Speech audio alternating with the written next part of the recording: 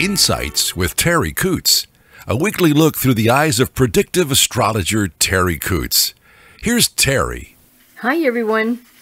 You're listening to Insights with Terry Coots, and I am Terry Coots. Thank you for joining me for the exploration of the week of March the 24th through the 30th. Now, I know I am sure all of you have already heard of the solar eclipse that's coming. That's due April the 8th, if I'm not mistaken. And the moon is going to be in Aries. Now, I know there's a lot of astronomical events. There's on YouTube, there's like a ton of prophecies. Prophecies and things of that nature always go with an event of this magnitude. I personally do remember, I can't remember honestly if it was a total eclipse or a mainly partial eclipse, but when I was young and we were going to school, I remember it getting dark and it was kind of a weird feeling. Felt kind of, I don't know, cozy, a little bit cozy. All the birds stopped singing. The animals got real quiet. It was an interesting shift in, night falls so slowly and quietly. This just happened so fast. So it was quite an event, I found, even as a young child. So I'm sort of kind of looking forward to this to see if I have the same view on it, if it feels the same, or if there's some subtle difference. Now, astronomically, it's just an event in science. That's all. It's just the sun going in behind the moon, so to speak, or the moon going in front of the sun, whatever is scientifically correct. I've listened to it ad nauseum, but I am looking forward to it, mostly because I want to feel it with a different sense, not the wonder of a child, or maybe so this time, but also what does it really feel like in energy and vibration.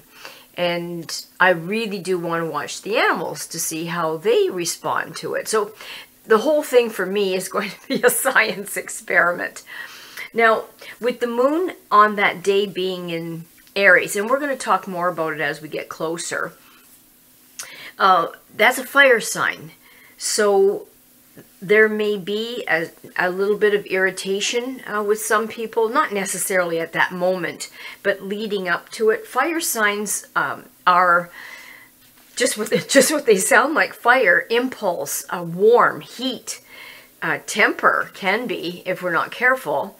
And we have that Aries energy as it stands anyway now in our sun sign, and we also have it in Mercury. And I have talked about this in previous podcasts about the fire energy, the impulse, the need to be aware of possible bouts of anger or irritation or frustration just welling up inside of us, just seemingly to come from nowhere. They come from somewhere, but it feels like they come from nowhere.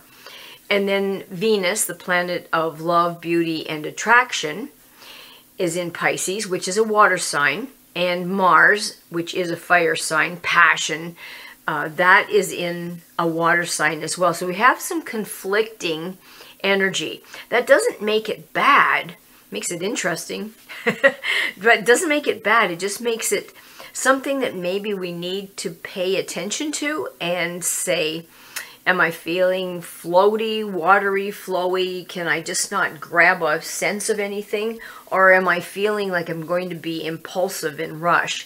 Now, personally, I'd like to give you some advice and say just be careful of impulsive behavior in the next little bit, especially with this Aries and Mercury going together and that fluidity of Pisces at the other end. The reason I'm saying that, because we have a new moon coming up on the 25th of this month, and that I'm sorry, not a new moon, I meant a full moon. My mouth got carried away. And that full moon is in Libra, and Libra is that planet of not indifference, but compatibility, weighing all the options, trying to make everybody happy. So we have this pull of in the emotional state trying to make everybody happy. And in the beginning of the chart, fired, get it done, do it now, what the heck, who cares? And the last part of the chart in Pisces, which is just go with the flow, don't, whatever kind of thing. So there's a lot of energy that is a little bit, I'm going to say, chaotic. So keep an eye on impulsiveness. Now, when I say that, the concern is sometimes we do things without thinking, or we feel it, and rather than think or be logical about it, we can act on it. And with this impulsive energy here right now, it is possible. So try to look at your finances. Are you just feeling like you just want to spend something? Well, if you do, buy something that you can afford, or make it small, or think about it before you do it. You don't want buyer's regret here. Or what you're doing, think about it before you do it. Just spend some time doing some casual thinking, and then give it a good go before you actually jump in. Because it's not a grounded energy. When Pisces is at the last part of that chart, it's not a grounded energy. So that means you could go with the flow, which would be impulsive. So just be careful. The beginning of the week, the vulnerability on our bodies will be our kidneys, our pancreas, the urinary tract, our bladder. So if you're vulnerable in that area, take good care of those body parts. It's really important because they're going to be under strain. Whatever you do to take care of it, be it drink lots of water, whatever, avoiding fatty foods for the pancreas, urinary tract always is very grateful for water flowing through it and cleaning it up. So is the bladder. About the middle of the week, we may find some energy pressure for males in the prostate. So if you have that as a vulnerability, what do you need to do, and look at it. If you have troubles in that area, you may find more troubles in that area. So just do what you can. And then the last part of the week, the pressure will be on our liver, hips, the thighs, the sacrum. Because I'm sensitive, I'm already starting to feel the hip kind of thing going on, and tight muscles in the thigh, and just that lower part of the back. And normally that doesn't bother me. So I know that this is astrological. So if you're vulnerable in your liver, don't put stress on it. Do whatever makes little livers happy. And the hips, the thighs, if you're not used to walking, be careful where you walk, how you walk. And that lower back, this wouldn't be a time to load 65 bags of dog food all by yourself. Get some help. So we've got some pressures on us. Now, and I don't mean that in a bad way. I mean that in a learning, growing way. Now, the full moon, which I love the full moon.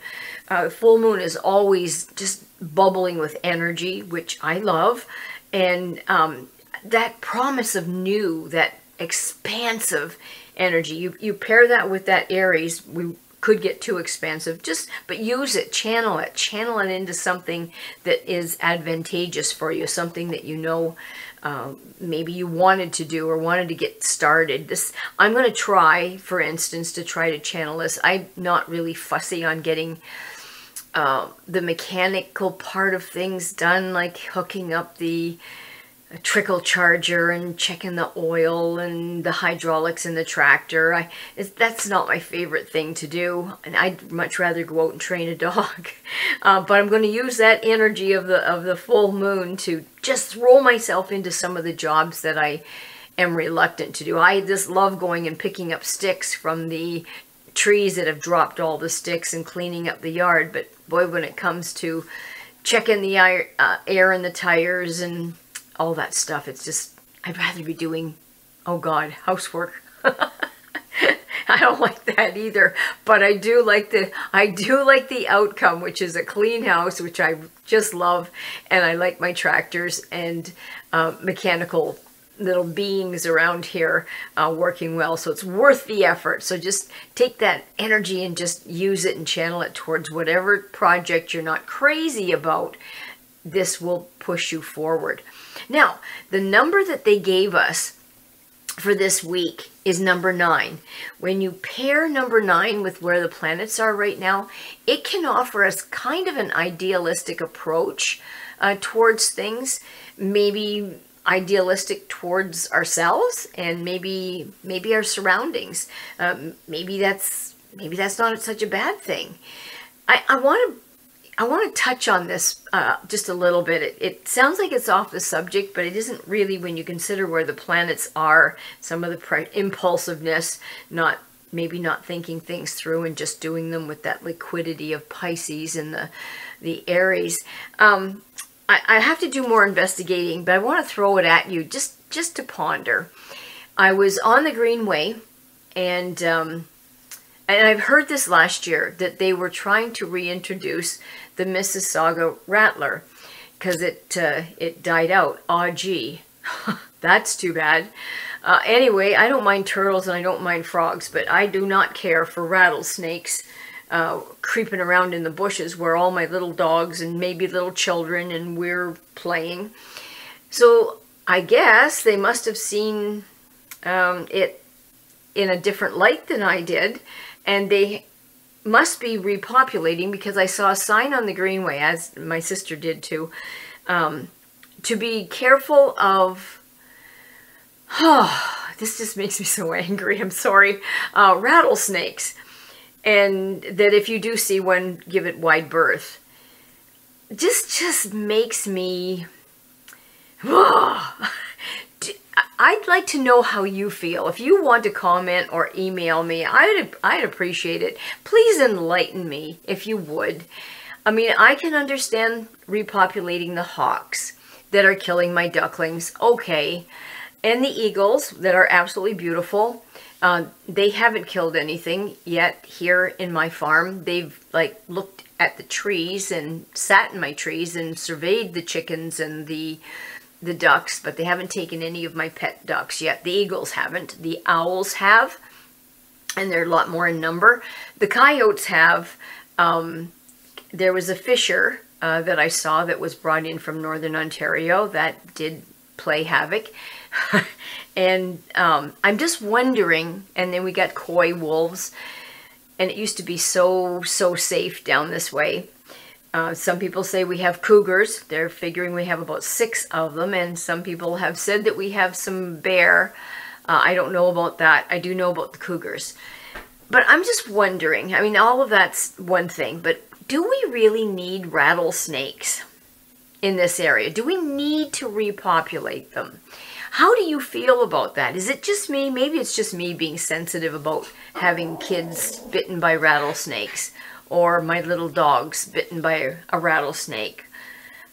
Maybe it's just me being sensitive. But if you could just enlighten me. So, going back to the number 9 and the idealistic approach, I'm just wondering if the people that decided to do that, who they discussed it with, in their idealism that we needed rattlesnakes. Just as an example, what if their grandchild was bitten by a rattlesnake, or their child, or maybe they care enough about their dogs or their cats? Would that bother them at all, or would they just say it's nature? It's just nature, you know, so what's a kid here and there, and so what if they suffer? I don't know. Are we so idealistic in some of our approaches that we've lost, I don't know, common sense maybe? So this idealistic approach with the number 9 is a wonderful example of having that sense towards our surroundings, and maybe not extrapolating in a way that would be more common sense or thought filled.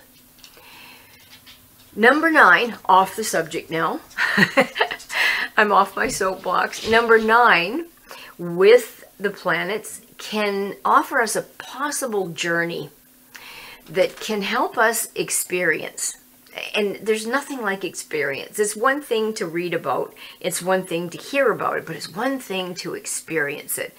I can see all the things on TV, how beautiful everything is, but to go out to the bush or by a river or by my pond with the water and the sun glistening off of it, or even the moonlight glistening off of it and feeling that breeze, to experience it, is so different. And that's what this number 9 is trying to get us to do this week, is experience, really be into the event. It will offer us a high level of mental energy. I could use that right now, so I'm going to take that and run and be very, very grateful, because this week may for some be not fraught with difficulties, but peppered, let's use that word, with difficulties and challenges, and that high level of mental energy will help us journey through it or navigate it a little bit differently or better. We may become a little bit more devoted to our goals if we've done the work that I talked about earlier about understanding what our goals need to be and how to implement them. We'll be more sensitive and maybe a little courageous. I'm looking at that and saying, great, that will help me hook up these things that I have to do on the machinery. Because the truth of the matter is, I think the reason I don't like it is because I am afraid of it to a degree. I'm not sure what I'm doing, and playing around with electricity and battery acid and lovely things like that, it's just a little bit nerve-wracking. It will offer us an opportunity to welcome taking on responsibility. And I think we need that in many, many circumstances. And it will help us realize the depth of maybe our own wisdom, or maybe the wisdom of a certain situation, or the wisdom of a challenge, or the wisdom of a situation that has come up to help our spiritual development. So this is a really great energy field to be pushed at us and offered to us, and maybe fulfilling that kind of cycle to give us the energy to fulfill that cycle, so that we stand in readiness to advance to that next stage. The weakness of number 5, with where the planets are right now, is a tendency to have delusions. Okay, I'm going to put that back on the repopulation of the Mississauga Rattler. I think we're delusional to do something like that. To maybe be extremely emotional, moody, and exaggerated reactions. There I am. I have an exaggerated reaction to having rattlesnakes slithering around here. It's just that I've been to Florida when the pygmy rattlers were all being born, and I had to be so careful with the dogs. I mean, it's bad enough with the crocodiles and black water moccasins and that, but those little pygmy rattlers and my little dogs, and being so careful walking around. I was so grateful to have my home here in Essex County that I felt at the time, and it was at the time, so safe. It was so safe to walk out in the bush and just let the dogs be with me and not worry. And now. So maybe exaggerated reactions, maybe extreme emotional tendencies here and moody. So maybe it's just me, just ignore me.